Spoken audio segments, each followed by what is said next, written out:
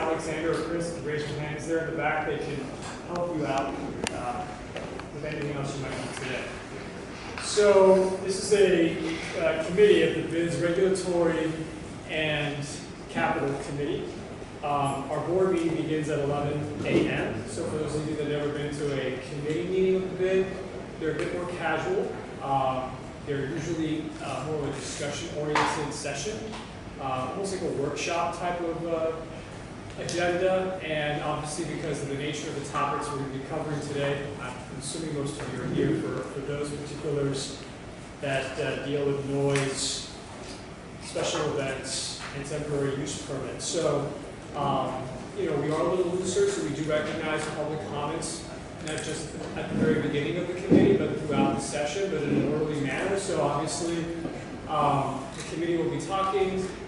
Raise your hand if you want to be called upon, and we'll call upon you when we're able to get you in. So it's open for everybody to be as engaged as they want, or if you just want to be an observer, obviously that's perfectly fine as well. Before we begin, I'm going to introduce myself for those who don't know me. My name is Albert Garcia. I'm the chairman, co-founder of the BID. John Perez, BID member with the related group. Manny Gonzalez, executive director, Wynwood BID. So we're waiting for one more member to have our quorum for the committee to begin. So we should get started in a few minutes. Because we don't have a full quorum, we can still talk, obviously, in a workshop format. We just can't take any notes. So in the interest of time, if one of our committee persons, who I already saw outside, so they're coming, but if they take a little longer than expected, we won't delay any further, because I know some of you have some materials you want to present and you want to spark some discussions as well. So we're conscious of your time. We do have a hard stop at 10:55 because we do have our board meeting at 11. Just so you know, we're planning to stay for the whole shebang. At 11 a.m., we do have a typical BID board meeting agenda. It's not going to be consumed with these topics. That's why we have this committee meeting. And this committee will meet as frequently as is necessary to get to a place where we have a consensus. That's really the goal for these topics that we're talking about today. And then what happens normally, just to kind of give you a sense of all the steps involved. The committee, once it's established a consensus amongst its members, and of course we're going to be looking at everybody here and others that may be engaging us one-on-one between now and future sessions, all of that comes before this committee.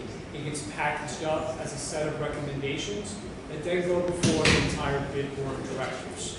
And that board will take a vote in format of a resolution of support. And then that goes into the legislative process, because as a board of the city of Miami, we can introduce legislation right into the city commission. So the hopes, of course, being that we can get through this as efficiently, as productively as we can, so we can get to what I think everybody here wants, which is a revised set of noise ordinances and other conditions to address some of the concerns that we've been hearing over the last couple of weeks. And then from there it goes probably to a first reading and possibly a second reading of the city commission, depending on the final format. So the best case scenario, these things take time, obviously. We're going to be as quick and as efficient and nimble as we can. Obviously, when it gets to city commission, it's their agenda, it's their process. So that's a process we obviously don't we can control. But certainly we've been engaged with all 5 commissioners and the administration, and they've already indicated to us that this is a priority, so they're going to be looking to us for direction, and hopefully once we get there, we can get through that process quicker. So are there any questions about the committee, the BID, the process, and everything I just kind of explained before we jump into it?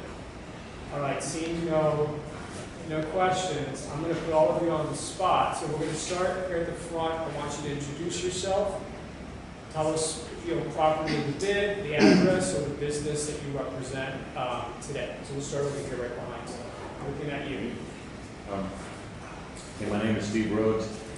I represent, I'm involved with about 4 properties on Northwest 2nd Avenue, 21, 21, 2085, and a couple other addresses. But basically everything I have is south of 22nd Street on Northwest 2nd Avenue. One of my biggest tenants is Iraklis next to me, so go ahead and introduce yourself. My name is Iraklis Karabasis, and I'm the owner of Seto Osteria and Astra Rooftop. Both excellent venues and restaurants. If you haven't been, check them out. Thank you. Of course. Coco from La Chic, Miami, and the Wynwood Restaurant and Bar Association. And we're here to present the new amendment. Excellent. I'll get in trouble if I don't say it's a great place as well. So all are great places. I don't have to repeat myself. Thank you. Good morning, everyone. My name is Tina Brady. I'm here representing Walker's Vintage. We're on the corner of 3rd and 26th Street. Daniel Diaz, Assistant City Attorney, assigned to the building. Frank Alvarado, reporter with the Real Deal. Kelly Hudson, Pivot Communications for the Wynwood. Steve Warnick, Warnick firm from Wynwood, 89 Northeast 7th. So Pedro from the Office of Zoning, State of Miami. David Snow, City Miami Planning Department. David Zielinski, Florida Design Bill. Philippe Khalifa, you're a benefactor and the president of the Wynwood Restaurant and Bar Association. Ian Chekhov with the Ackerman, and here representing the Wynwood Restaurant and Bar Association. Adam Gersten, Grants. Louis Fernandez, from West. Eric Sutherland, Consultant Board. Every Blanco, I have Rick, and two properties in Wynwood, the property for the operating side, and also one in 26. I'm Tony Albello from Sworn. Ariel Sheets from the Nine Group. I'm Elizabeth Burdell, Southern Swan. And the gentleman here with the laptop up front. Jim Freed, real estate professional. Excellent. Al Crespo to Crespo Graham. And then we've got two big staff members in the back. You guys want to introduce yourselves, your title? Sure. Alexander Sanchez from the Business Improvement District. Commercial title, project working. Chris Hoffman, Marketing Coordinator for the bid. Okay. So we are in workshop format officially, so we can't take any votes. So this is meant to be a productive discussion. So we're going to get started. So obviously today the agenda is going to be really focused on the topics that I think brought us all here today. And I think I need a packet in for the committee. I don't have the agenda. Thank you. We'll share it now. So our agenda is going to be as follows. We're going to start off with public comments. So this is going to be the first window that we're just going to open up. This is your opportunity to address us in any format that you wish, whether it's a formal proposal that you want to start putting out there, concepts, questions, suggestions, anything that would really pertain to this committee's purview. That will start momentarily. Then we're going to briefly touch upon the streetscape and tree master plan in Wooders, just to provide an update because I know some of you might be curious about that, and that's what this committee normally would be talking about today. Then we're going to get right into the noise ordinance, temporary use permits, a time permits, we'll get into special event permits, definitely a time permits, new business if there is any, and then we'll adjourn and then we'll reconvene as a board. So that is our agenda for this morning. So now that we go into public comments, again, this is going to be really your opportunity to, engage us and the room as a community about anything that you want to say. The ground rules are very simple. Let's be respectful of one another. Try to avoid crosstalk. We're not trying to create a debate format. There might be views that you don't agree with. Obviously we ask everybody to be respectful of that. All I ask is that we just avoid any sort of personal snarky comments.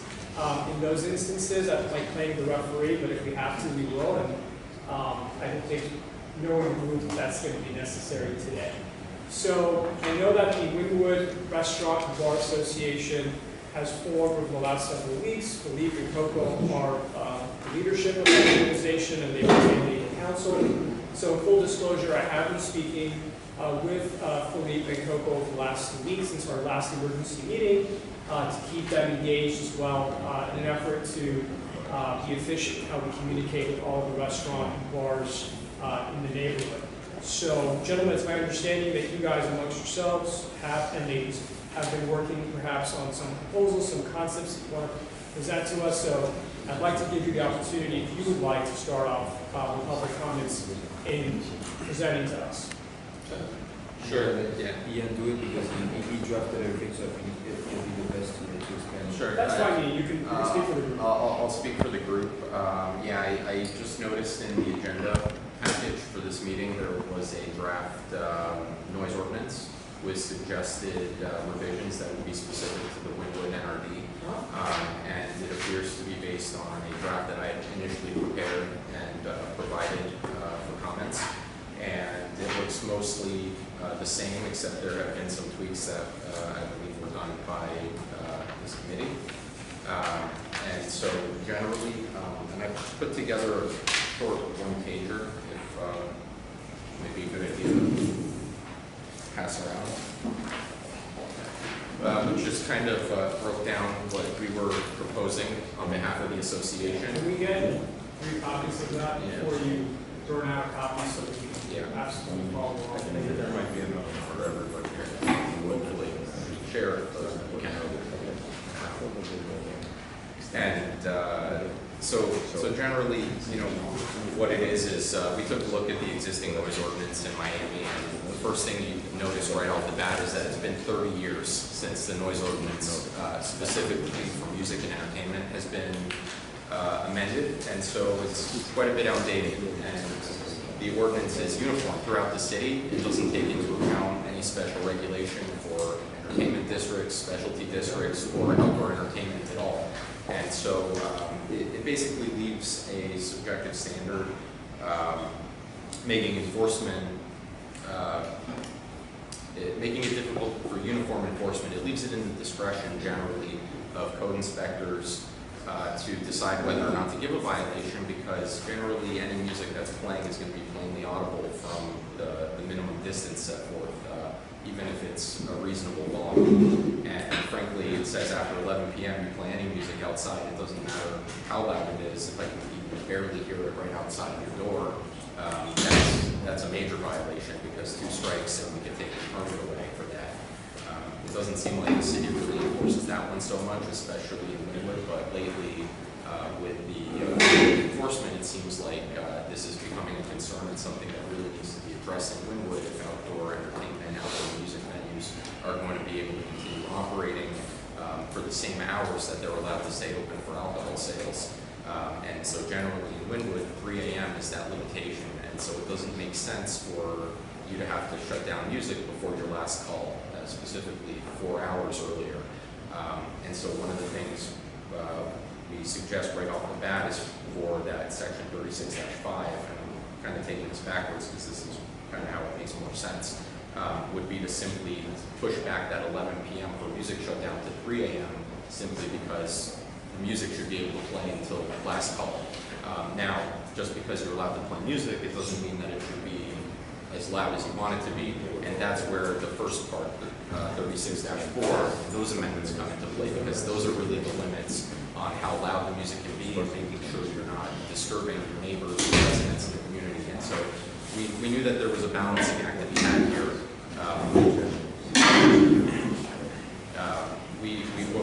What our goal here was to take out this subjective standard and really put in something that's objective, a clear line, so that you know yourself before the code officer shows up and makes a determination if your volume is too loud or not, if you're disturbing anybody. And the way we figured to do that would be by setting very specific decibel limits. If you know the volume of your music, you can control the volume of your music, and you know the limit, you can keep it under that limit. And so we took into account 2 separate components. First, are you disturbing your neighbors?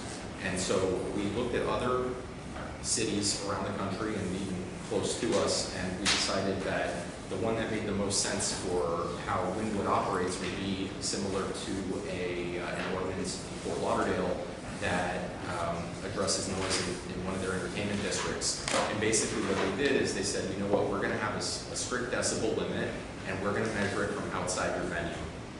And if it exceeds that decibel limit, there's a prima facie violation there. And so we went out in the evening and tested decibel levels outside the venues when music was at a good volume to find out where that limit should be, so that it shouldn't affect your neighbors and their ability to enjoy music on their properties to the extent that you have multiple venues side by side. And we came up with 85 to 90 decibels as a reasonable limit, because the farther you go, the lower the volume gets. I see in the draft that's attached to the agenda packet that was reduced down to 80 decibels.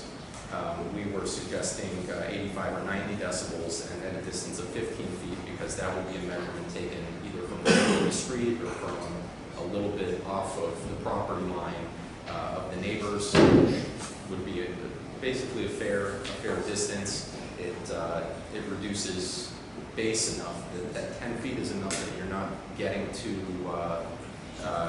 loud to really disturb the neighbors. The next thing we did was took into account the residents. At the end of the day, nobody wants to disturb people who are trying to sleep. And so we looked at New York City's ordinance, because that's the city that never sleeps, and they still need to protect their residents. And what they did was they took a standard that took into account the ambient noise level, and they took a decibel level of 62, because that's generally the volume in normal conversation. And they said when the decibel level is 6 decibels higher than that bass, that's when the violation would occur. However, they only measure it from an enclosed structure with all the doors and windows closed. Because if you're trying to sleep, you don't have your windows open, you don't have your sliding door open, all your doors are closed. So if you can hear that sound above your normal ambient level, the sound of your air conditioning running, for instance, that's when the violation would occur there. I see that in the draft ordinance that's attached to the agenda, you added one more level of protection for the residents. And what we did in our draft, and what's here in this second prong, is we took decibels at the DVC level, because that actually addresses bass. And bass is generally the thing that will really affect residents. That's what you can hear the most at a distance, because it actually creates vibrations. And so we made sure that that limit was based on the increased sound wavelength that includes those bass levels, to ensure that if it reaches that level, that's when a resident would be able to hear the bass and really the new prong that was added by the committee is an additional level for dBA, which is generally a standard measurement. If you pull up a decibel on your phone, it measures dBA. Now, the one thing we noticed here in this draft is that you set the standard at 36 decibels. I just want to note, we have a decibel meter running here. Adam has, just right now with the air conditioning, when I stop talking, It's like 48. 48 decibels. Just the air conditioning running, 48 decibels. So 36 seems really low, and you would suggest it's a good idea to have that in there, but it should be increased to be something that's a little more reasonable, because if a code officer goes and tries to take that measurement from inside a unit, all they have to do is either keep their air conditioning on really loud, and all of a sudden the violation, they're not even going to know who to give that violation to.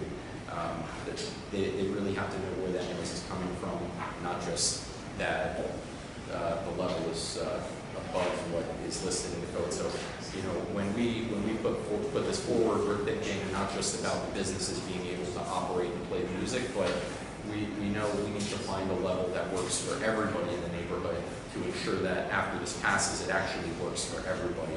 We don't want violations getting called in and then enforcement unable to happen simply because the thresholds are too high. So we really did take into account everything, not just the interests of the local business owners with outdoor venues. And so it's very much in line with what we see here, and we think that it's a great point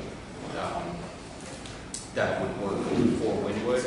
We think what's in here could be increased a little because those measurements are low, but it really tries to cover everybody in the neighborhood to find that happy medium that works, where an outdoor venue, if they set up their sound systems in the optimal way with smaller directional speakers, they're able to have that louder volume outside without it really leaving their premises so that they can meet these specific restrictions listed here, and ensure that the neighbors are not affected by it and the residents can still get their sleep in at night. I'm happy to take any questions, and thank you. Okay, so now I'm going to engage that directly. I just want to continue the process. So I know you're representing a group of like 9 members, so that's why I let you guys go a little over a typical 2 minutes, because I'm assuming your membership aren't going to repeat what you just said. Yeah, I believe we actually have 12 members. Every time I check in, you guys are wrong. It's great. You can give me half an hour. No, we can't do that. Ian, I know you'll take it. So we appreciate that. Are there any other individuals outside or within the association that want to comment? I'm not going to call you out at this point, so if you don't raise your hand, Adam. No, just to hone in, I appreciate the sort of collaborative nature of this, and that I just hope that we can go out there together and really fine tune the numbers. And I think just the AC alone, that is illustrative of how complicated this can be, because I think if we went out on the street right now, it'd probably be close to 80 just with cars, 70 something, 80 just with cars driving by. So yeah, I mean, and I guess also one of the things we discussed yesterday was just the idea that we, and all kind of this is we've all discussed this, just the idea that we understand that there's going to be varying degrees of expense incurred on our side. We understand that. That's all. All right. Also, we spoke about the idea of putting a decibel meter in every establishment. So when code enforcement comes in, they can already see, like, each of us, okay, what is your decibel at your actual place? So that they have to go and figure it out where it's coming from. And if we know our limit, if we know, okay, your limit is 85 at your property line, we can set a limit as well at the DJ booth. In the sense of, like, if I'm not there, if Adam is not there, if Felipe is not there, how do you know that your DJ is not going to just start blasting the music and who's there to play? So there is limits for the DJ booth, and there's readers that we can put outside each of the establishments. So basically, the real emphasis point as well in that is to try to get rid as well of the complaint as well that is anonymous. It can continue, because I did an experience myself. I live in South Beach. I called code enforcement to my place, and they came and complained about having too much noise in my own place. And after my manager told them why I did that, I left. That's fine, but it can continue like this, because if I call the police, they're going to investigate who's calling. They're going to ask me my information. They're going to ask me my phone number. And in that way, when we're calling on a business, if someone has a complaint, which I completely understand, then you need to know why are you complaining about, who are you, go to your place to measure if actually the complaint is founded. Because if not, it's just a waste as well of city resources. You're taking a code enforcement officer that's going to come to our business, maybe for nothing, because we're not going to the source of the complaint to see what exactly is going on. So the new ordinance that actually we're proposing will get rid of that. It's like, if you're complaining about noise ordinance, that's fine, but then we need to go to your place to investigate and see what's going on while you're complaining, and measure the level to make sure that yes, there is an actual complaint that can be registered. So that's really a very important point. The other point as well, yes, is that in front of our business, we need to respect a certain level of decibels to make sure that we're not bothering residents, we're not bothering as well other businesses, and that's what we put here as well. Like Ian said, I think the triple I paragraph, the level is really not realistic in there, just because we all know that just with nothing, no noise whatsoever, you'll be above that. But obviously, we can talk about it and see how we can try to find a medium into this. So that's pretty much it. Any other questions from you? Yes, sir. So, I'm from Storm. I've been there since about December, but before that, I spent 7 years at a company called Ultra Music Festival. So I was part of, the several years of negotiations with the downtown residents, and what I would caution everybody against is doing too much of this from scratch. So we made a lot of mistakes that I see being made right now. First of all, for lay people, it's very difficult for them to kind of imagine dB in a vacuum. A lot of people would look at 90 dB and knock it to 80 and be like, oh, that's not really that big of a difference, but most people don't realize that dB is a logarithmic scale, so that's actually like half as loud. And for dBc, I mean, you oftentimes get people knocking it to numbers that are literally impossible to hit, even beyond ambient noise. I mean, if it was 36 dBc in here, like, you'd actually go insane. There's too quiet where the human ear starts to drive you crazy. Furthermore, you'll also find out that using other cities' metrics is not as useful because in high humidity environments, sound carries a lot further than it would otherwise, especially low frequency bass, which, my God, how much money do we spend studying and all that. So what I would suggest is that you pull those documents, and I can provide them to you, each of you, and so you can see a lot of the studies and things like that, materials that stop certain levels of sound, materials that don't, standards and metrics and findings, because we spend a ton of money.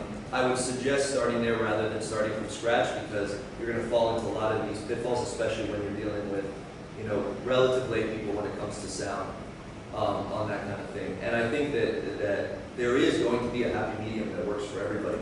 But I would caution all of you against kind of taking on having to learn about sound science yourselves from scratch. It is a very imprecise science, as I found. It's extremely difficult to get it right. So I would suggest that you start from the 90-yard line to run 100 rather than start from 0.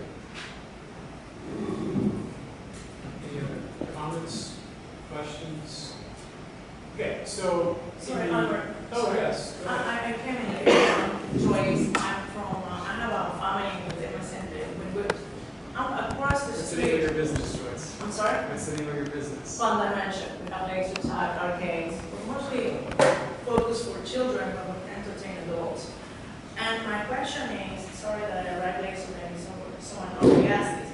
I'm across the street from the cement factory, as you know, next to Silver Street. There is 0 residential and 0 offices near me. So how does this 11 p.m. enforcement apply to some businesses that have nothing to do with residential area, but on the contrary, my business supports families. So I don't know how that works for somebody like my business. We're not going to get to crosstalk, so Joyce, we're doing public comments, so we'll get back to that on the other side. Any other questions or comments from anybody in the public? All right, so we're going to close the official session of public comments again during the discussion. If you hear something that you want to add to, raise your hand, and we'll call you at the appropriate moment so you can have a second opportunity to be heard. In the moments that we were in public comments, we did establish a quorum, so I want to point that out.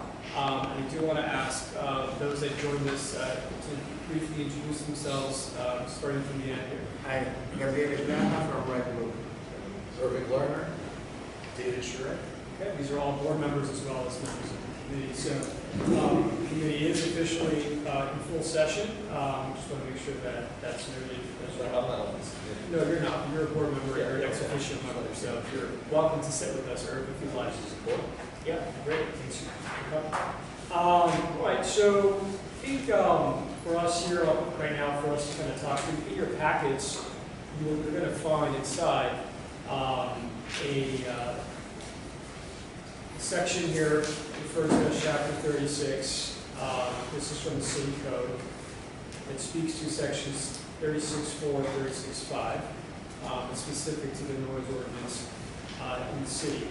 So what you're seeing here that's underlined in your packets are recommendations that we're considering as an official group. There's also a single worksheet that was circulated. I think you also have it here, gentlemen. It's the Wynwood Restaurant and Bar Association. It's a single sheet. It's not a part of your packet. So want to make sure you have that handy, because that was shared with me, Andy. You can share it. So that was provided by the restaurant and bar group. So I do want to acknowledge that I think 90% of what is on their proposal is reflected in the suggestions that we have in our packet, namely the issues regarding the base spectrum specific to the 6 dBc. So you can follow along, this is, I think for some of you, for some of us now, we're kind of getting very, very comfortable with the language. If you look at the second page of this proposal, you're looking under section 36.4, under section B, points 1, 2, and 3. So I think everybody's on that page. Irving, we're on the next page if you want to follow along. You're on the right page there, Gabriel. So on the top there, you see 1, 2, and 3.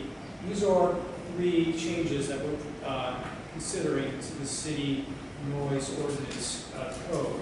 So right now, if you look at the worksheet that the Bar Association provided, I would suggest you put it next to your packet so you can kind of do a little bit of a sidebar comparison. You're going to see there at the top of the worksheet that they provided us a fairly accurate recap of the existing regulations. So as you have already heard over the last several weeks, currently the way it's laid forward in the city code, it's unlawful to make or play any noise that's plainly audible, that's just with no particular level at a distance of 100 feet, which can be clearly heard by a person using, their ear or their unaided hearing faculties, to use the language specifically the way it's written. And the standard applies 24 hours, 7 days per week throughout the city. So that's the way it's currently set forth in the city of Miami. So one of the first things that we're being asked to consider is, does that make sense, right? I think universally the answer is probably no. So the question then becomes, what are the standards that we want to introduce? And we're introducing these standards specifically to the Wynwood NRD area. We're not trying to tackle the city's larger issues with noise. That's for a much more skilled body to do for the entirety of the city of Miami. But we're looking at Wynwood specifically. So these 3 points that you see here are the ones that will be new, the ones that are underlined in your packet that speak to 2 specific types of decibels. You have the dBA spectrum and you have the dBc spectrum. The dBA, and I'm not a sound engineer, so correct me if I say something that isn't correct based on your understanding, but the way it was explained to me by the Director of Code Compliance is that A spectrum is more of your higher notes, not your thump, thump, thump bass, which would fall under that C spectrum, which is that dBc spectrum, right?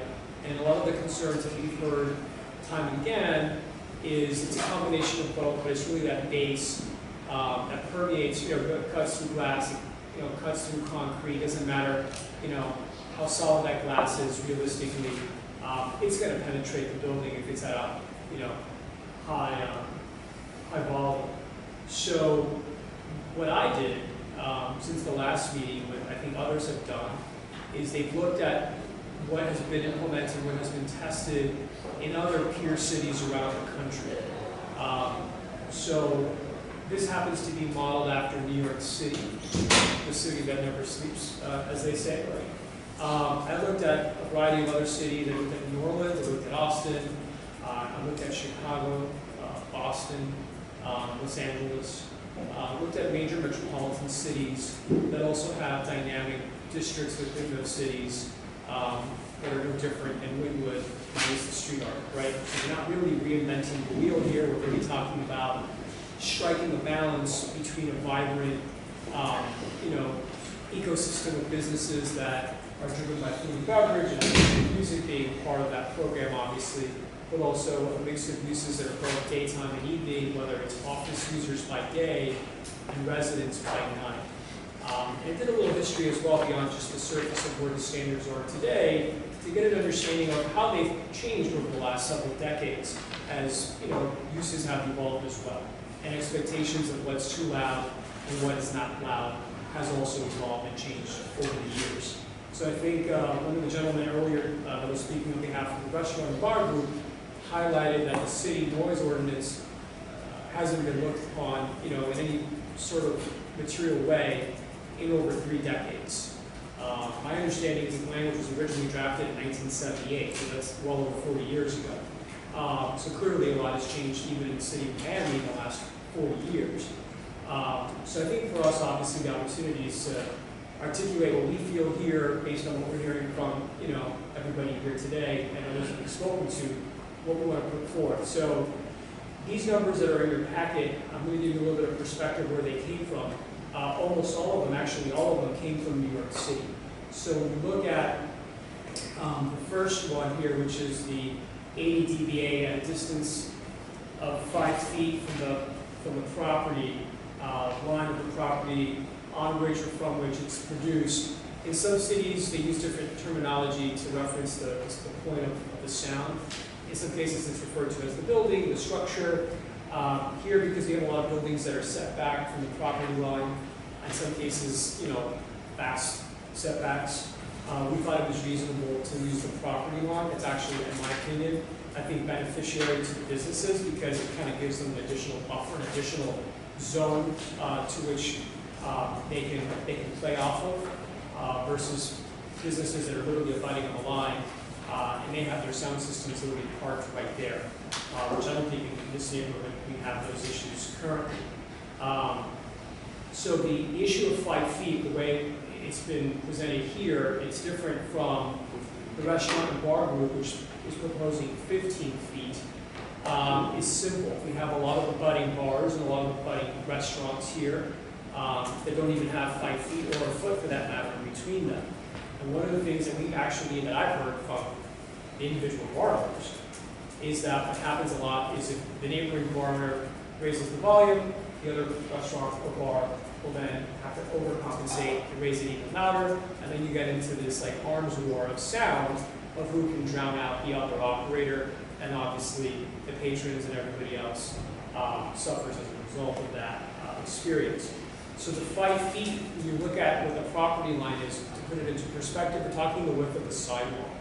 Most of our sidewalks, as you know, in Wynwood are 5 feet.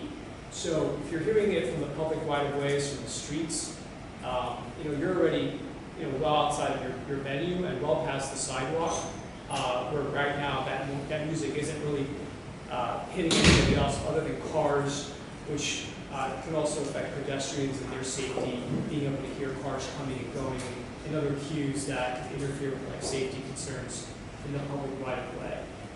So when you look at other cities, that tends to be the sweet spot as it's outlined here. Generally speaking, I think they initially were proposing 85 dBA, now they're at 90, we're at 80. A gentleman made a point as well recently that the difference between 80 and 90 is not to be taken lightly, so I agree with that as well. But I do want to put it into perspective that the 80 number is actually a little bit higher than the New York standard, which is actually, I think it was, if I recall correctly here in my notes, 77 dBA. So that's point number one. So again, dBA is that, general audio, not the thump. That's your next point, which is number 2, which is your C-band, that DBC. Here we're in 100% alignment with the Bar Association. They're proposing exactly what is set forth in our internal proposal. So we can talk about it a little more if you'd like, but in essence, just to kind of quickly recap, this is talking about measuring sound within an enclosed property. So whereas the previous point was hearing it at a distance of 5 feet from the source, from the property line, this next one is now going inside a dwelling, going inside an office structure, or an apartment for that matter, and having code compliance go in there with their reader and seeing if they can pick up that bass spectrum 6 dBc above the ambient sound, assuming that ambient sound is greater than 62, when measured from within with all the windows and doors and other openings closed. Okay? So again, they're identical. I think we'll agree, and I agree. The only difference I do want to point out that in New York City, the language is actually a little bit stricter than the standard that's here. In New York City, windows and other openings are open. Because have you seen their windows? How? Their windows is like no windows. Sure, but some structures in New York City do have windows that slide open or swing open, so the standard is actually spoken to them being open if they can be open.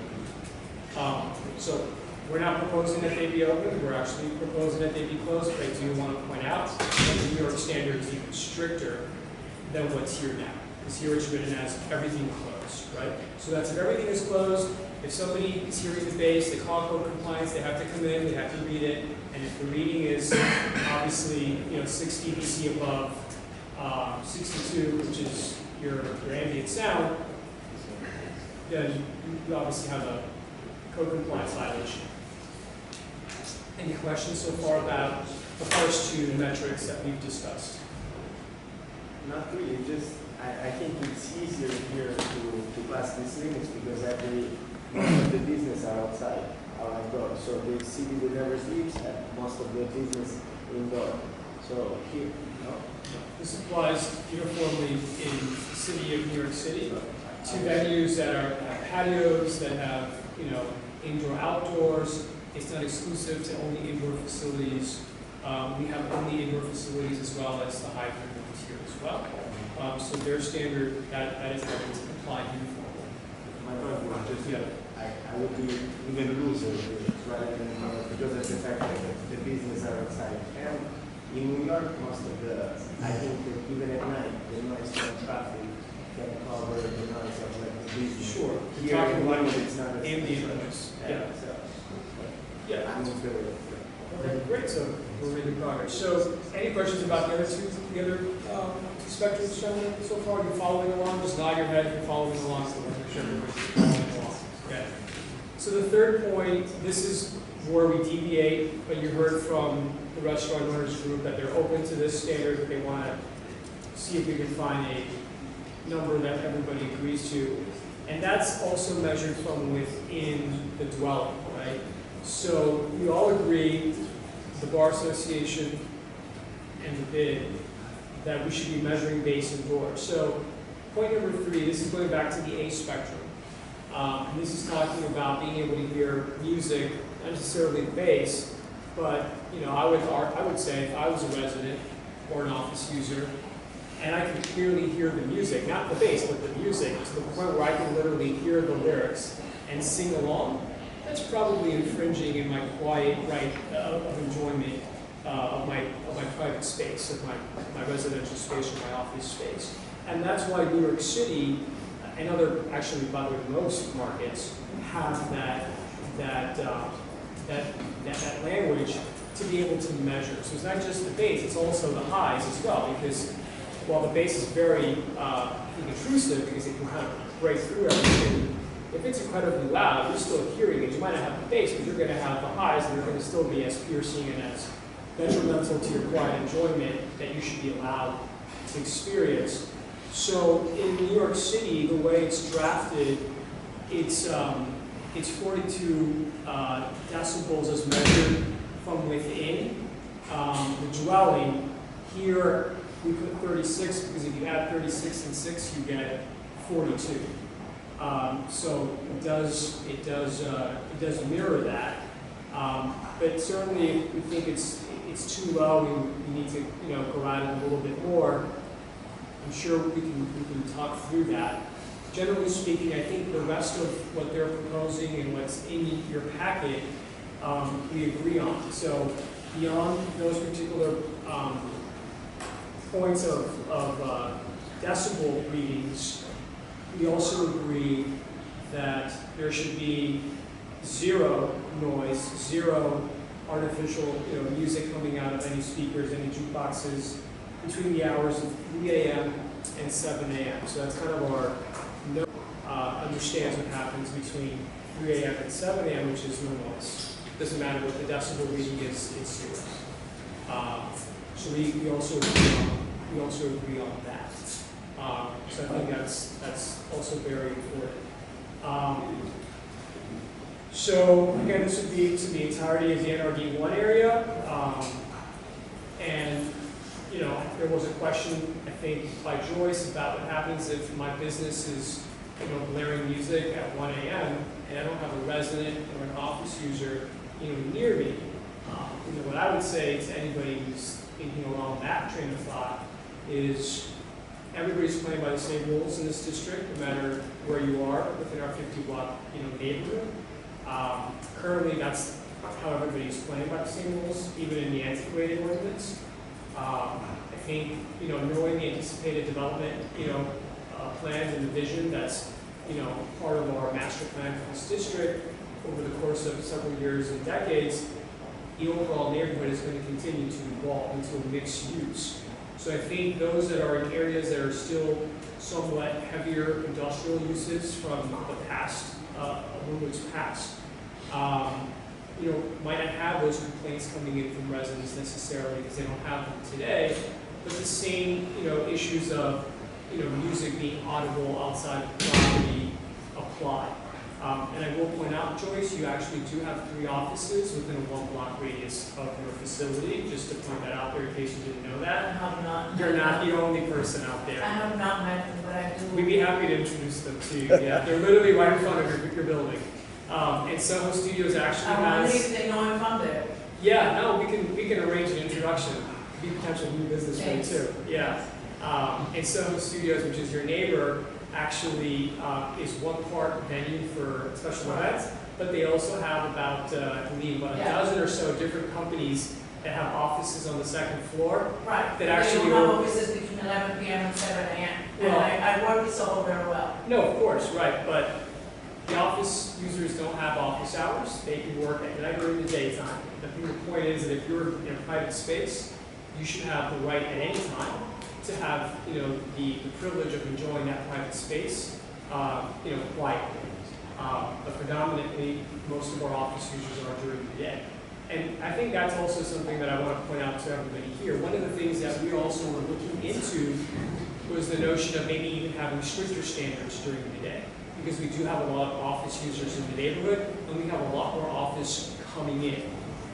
We didn't think that was reasonable for a variety of reasons today, because we know a lot of these businesses, particularly on the weekends, a lot of our restaurant and bars have events during the day and in the afternoons. So we wanted to be conscious of that, so we kind of decided to not go into that debate today. And hopefully we can continue to self-regulate over the years. I think, Coco, your point about businesses agreeing at their own expense to invest in these readers and install them on the premises, I think speaks highly of you and your colleagues' commitments to also self-police, so that you also, you know, propel a culture internally at your respective businesses of understanding what the limits are.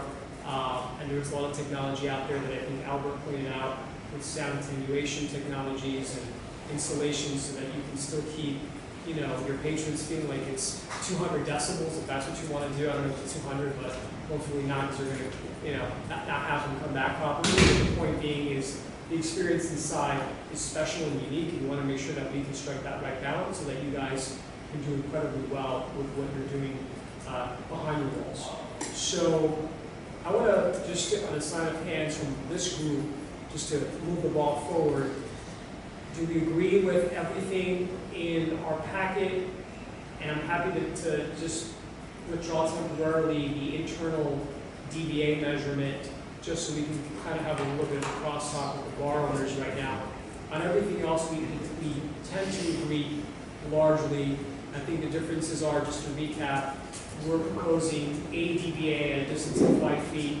They're proposing 90 dBA at a distance of 15 feet. We agree on the 6 dBc internal, and they don't have any language to the internal, but they did indicate a willingness and acknowledge that that's an important metric for residents to have there, and perhaps we can get to a common number. So are we comfortable in principle with what we have here? And do you want to start to have that debate or that discussion, or do you want something radically different than what you're seeing here? For me, it's like a more question for that, if they're comfortable with that, because I'm not a sound engineer, and honestly, 80 or 90 for me is just a number, and I would need to like, be there and listen to that. So it's more a question for you guys to understand if this is reasonable and if it allows you to Wait, before we do that, hold on. For me, this Yes, is that's your point. Irving, how do you feel about the language of that book? The research that looks like, read the whole, that was my first concern. Three, I'm not sure what that really means inside. I'm not sure what three means. So number 2 and number 3 mean the same thing, it's just a different reading that's being taken within. So right now, currently, the way it's written in the existing city ordinance is code compliance comes, stands in front of the property, and if they can hear music within 100 feet, any noise, they're cited, right? So now this is about establishing a limit to what that should be, increasing what's allowable today, right, up to 80 dBA, and then that's from the exterior of the facility, and then the new point 2 and 3 there, and you're looking at it's underlined, that's now having code compliance go above and beyond just standing outside, but going inside to an office or an apartment and taking the reading from within. That's what that means. So is that, are you okay with that? Yeah, just 62, 36 dBA, something again, without experiencing that these numbers don't mean anything really, but these are scientifically vetted and we're who's talking and it makes sense. It's great. I think New York City's a good base, especially when they do have, whether they're in this 3 or 4 months. I think a high line, standard hotel, here, or this is perfect. Yeah, I think it's good. Point number 3, again, numbers here don't necessarily mean much to me. But as long as, I think there should be more dialogue between number 3 with them and us to understand what can work. I think we're heading in the right direction. Okay. All right, so you are good with time. So Ian, if you'd like to maybe comment on what you've heard. Sure. Yeah, and so what I'll say is, we only know what we vetted, and my clients have these venues and they have decibel readers. It's a necessity for them because they need to know what their levels are when code shows up, and even before code shows up at any time. And so, we base the numbers that we've proposed based on what the readings are, not at the maximum levels, but at the reasonable levels, and not based on speakers just set up anywhere, but venues that have systems that have been engineered to try and to mitigate that noise pollution as much as possible outside of their premises. And so, when we suggest 90 decibels from 15 feet, that's based on the research that we did. That's based on Philippe standing outside of his own venue, seeing what that limit is. The difference between 80 and 90 decibels, 5 and 15 feet is, like Albert said, it's half the volume. You're cutting it so low that they won't be able to do business because people won't stay there. The volumes of the conversation inside the venue will be higher than the music. They won't be able to hear the music. Forget live performances that are amplified. I mean, it's not practical, and at the levels we suggested, the volume gets so low outside of their property that it doesn't become a nuisance for any of the neighbors outside. So we didn't arbitrarily throw these numbers together. We did the research. And then with regard to that number 3, again, at 36 decibel level. 42. So even 42, frankly, we showed you, it was 48 just sitting in this room with the air conditioning. So anytime anybody calls a complaint, whether it's frivolous or not, the code officer goes up there, takes the measurement, and they're going to issue a violation. Whether they were going to walk out the building, they're not going to hear any music, but that guy had 48 decibels in his apartment. So who's he going to issue that violation to? So we're asking to be a little bit more reasonable and to know that we did our research, that we didn't just throw these numbers out there, we're not doing this to try and get away with anything, because we know that if they're too high, it won't work, and we'll be coming right back to the drawing board. So I was proposing they're throwing any numbers together for the record, so you didn't have twice. Yeah, it's understood. Philippe, did you want to? I just want to add one point to what you just said, is I think we all agree today that the code is very pre-opted, like it's from another time, we changed today, we're in a different predicament today, but I think that we have to see as well what is the standard or what is a regular noise inside your home on an everyday basis, which is 65. Under that, we're just lying to ourselves, thinking that we want to be in an ambience so calm that I actually can agree with him. You're going to freak out because it's just way too calm. You can't tell me that you don't have kids, you don't have dogs, you don't have cats. Even if you live alone by yourself, you know, you're going to put the TV on, you're going to put, I don't know, your fridge is maybe a little too old, so it's going to make a little noise. We have to be realistic about this. 36, if someone can show me, and it's 42. 42, if someone can show me that they have 42 decibels in their home, I will gladly give them my email. Please show me the reading, because I don't think it's going to happen. And I'm not saying that. Scientists are saying that a regular, normal, healthy level in a house needs to be 65. Above that, obviously, it's not harmful for you. It's just it can start to bother you. But at 42, I think it's not really realistic of what we really have all in our homes today. And as well, we're always going to say the same thing. If you come in Wynwood, it has to be acknowledged as well that you're coming in a zone that, you know, has bars and restaurants, and not in a zone that is very peaceful. Again, I live in South Beach in a residential zone when supposedly it's not supposed to have noise, and I have noise all over the place, and I'm at the 25th floor. I understand that, and I agree with that. But if you come to Wynwood to be in the noise, in the place that has the least noise ever, yes, I guess then 42 is what is it. But again, what do we want for Wynwood then? To be the most peaceful and no noise place in Miami, or to be regular level, normal, which is logical decibel level that we have to respect. Again, I understand that 100%, but realistic and not, you know, undervalued. Philippe, I think you will not find a single person in this room that will disagree with what you just said. So I think now the opportunity before us, if we'd like to move forward and make some progress today, other than deferring the topic for another week, is to go to the numbers at hand. And if you're in a position to propose a different set of conditions, I think we would entertain that. I think otherwise we're going to get to an impasse, and then we'll have to both go back and do more research to re-engage, which is perfectly fine as well.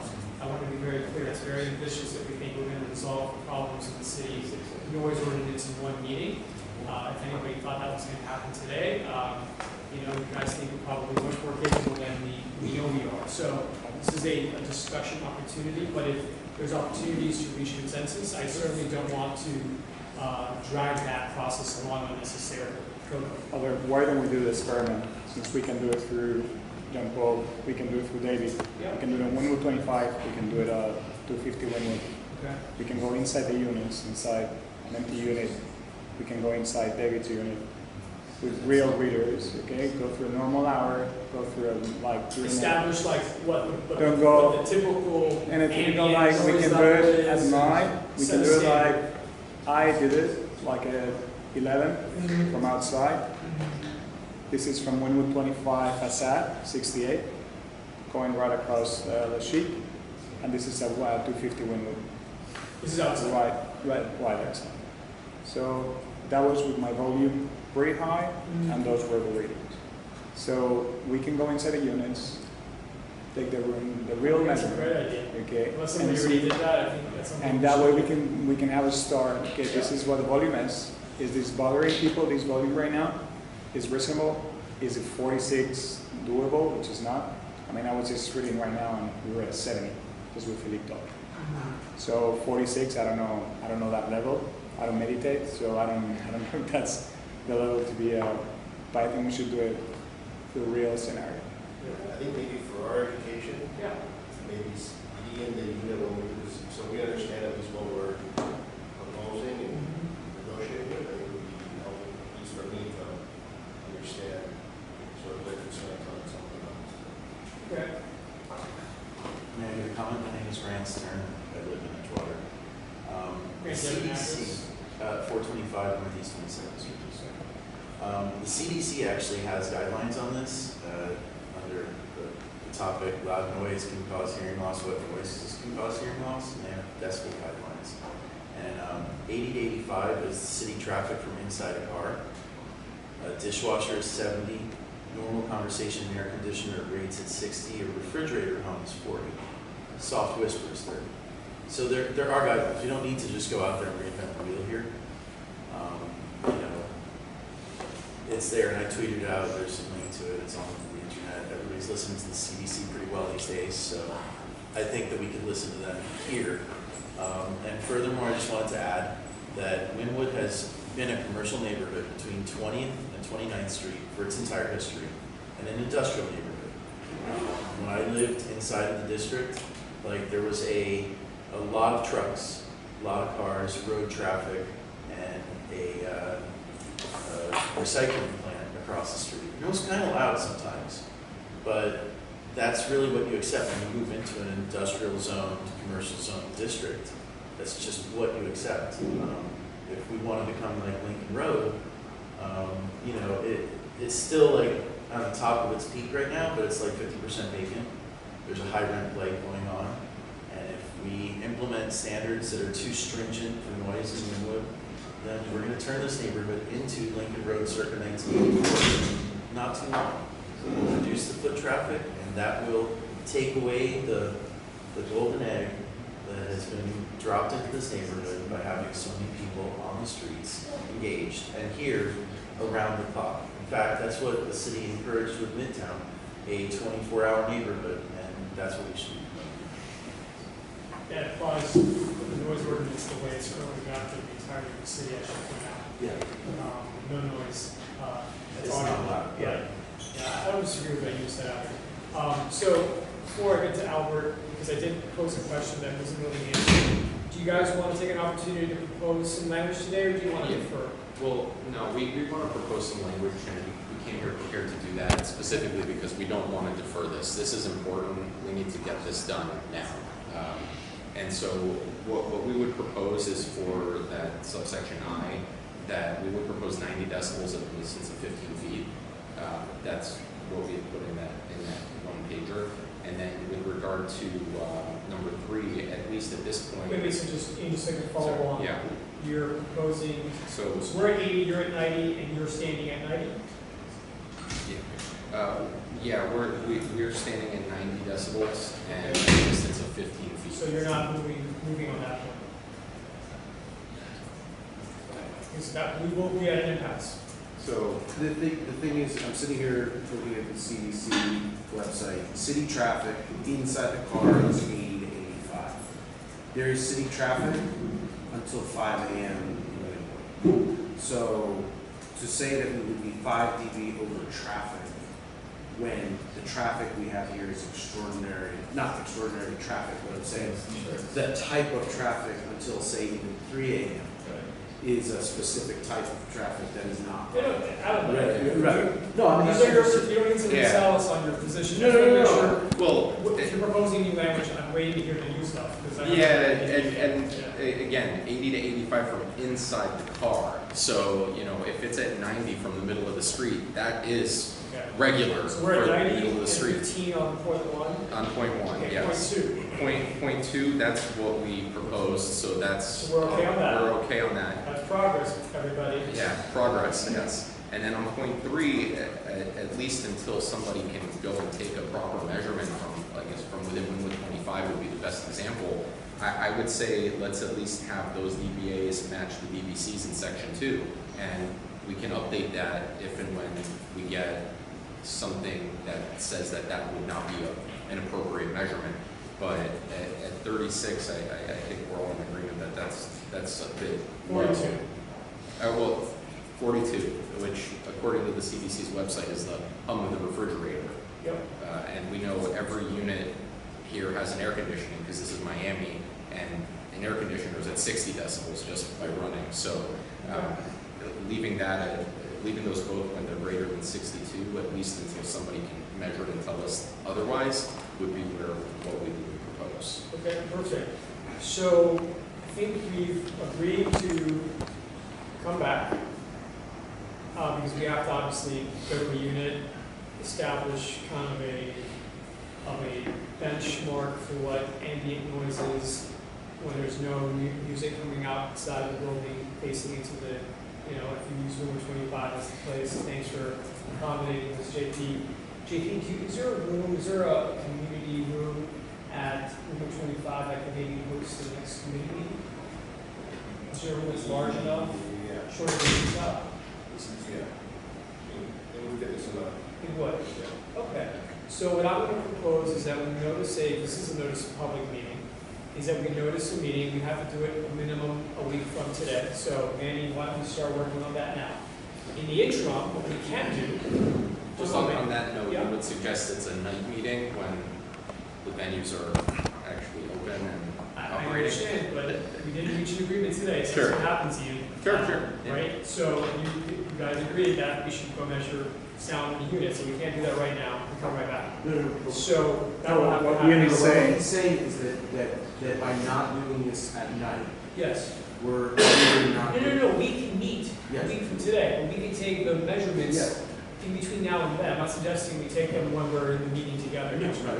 So I think what would have allowed me to continue. I'm going to just finish my thoughts and then I'll open it up again. Is we work with the building manager at number 25.